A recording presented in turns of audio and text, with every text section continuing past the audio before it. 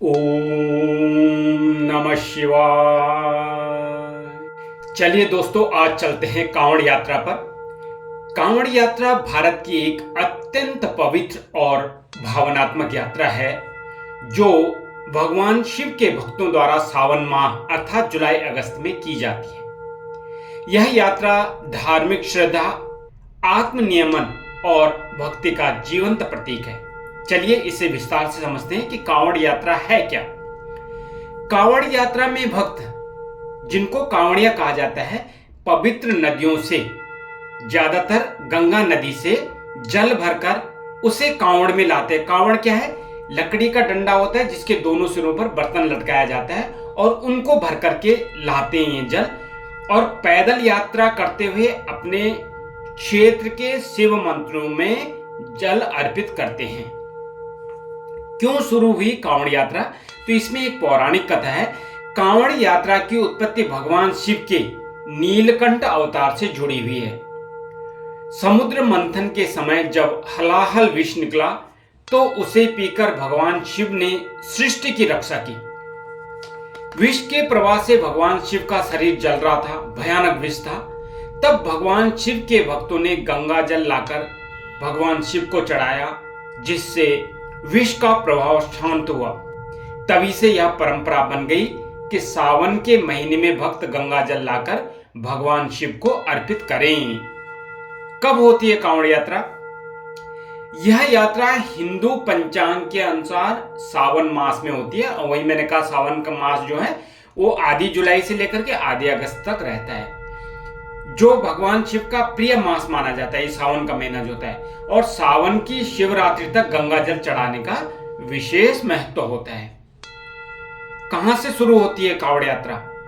तो प्रमुख स्थानों से कांवड़ यात्रा शुरू होती है, जैसे हरिद्वार से होती है, गंगोत्री से होती है, गौमुख से होती है, वाराणसी आदि जगहों से भी होती है। उत्तर भारत में हरिद्वार से जल लेकर दिल्ली, उत्तर प्रदेश, राजस्थान राज्यों के शिवालयों में जल चढ़ाया जाता है। कौन कर सकता है कांवड़ यात्रा?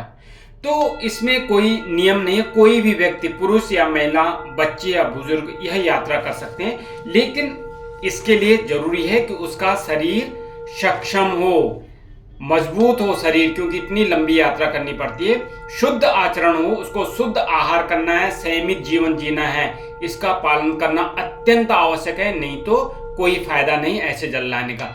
नियमों और निष्ठा से यात्रा करें। नियमों में क्या क्या शामिल होता है कि यात्रा के दौरान मांस का भक्षण नहीं करना, मद्यपान नहीं करना, तंबाकू नहीं पीना, गंगा जल को जमीन पर नहीं रखना, ऊपर रखना है।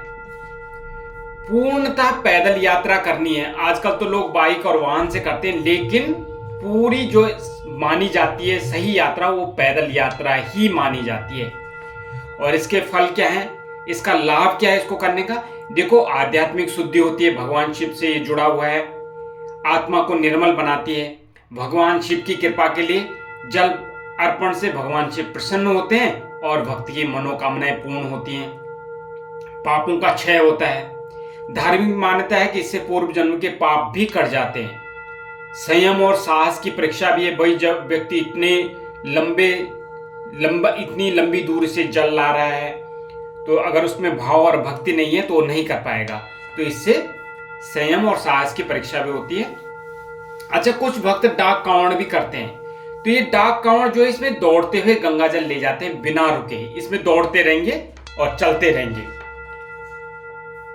बोल बम बम, हर हर महादेव, जय शिव शंकर जैसे जय घोष करते हुए यात्रा को भक्तिमय बनाते हैं, और ताकि थकान महसूस न हो। पूरा मार्ग भक्तों के लिए सुरक्षित और सेवा से भरा होता है। और आजकल तो इतने खूबसूरत शिविर लगाते हैं, उसमें भक्तों को भोजन मिलता है, चिकित्सा का पूरा प्रबंध होता है। थक जाते हैं भक्त तो उनके लिए विश्राम के लिए पूरे इंतजाम होते हैं, जहां पर इन भक्तों का विशेष ध्यान रखा जाता है। तो दोस्तों, कांवड़ यात्रा एक धार्मिक अनुष्ठान नहीं है, बल्कि यह जीता जागता समर्पण है भगवान शिव के प्रति। यह यात्रा आत्मिक बल देती है, समाज में एकता और सेवा का संदेश देती है, और भगवान शिव के चरणों में पूर्ण समर्पण की अनुभूति कराती है। तो ये थी कांवड़ यात्रा। दोस्तों, कैसी लगी आपको जरूर बताइएगा, और बोलते रहिए ओम नमः शिवाय। ओम नमः शिवाय। ओम नमः शिवाय।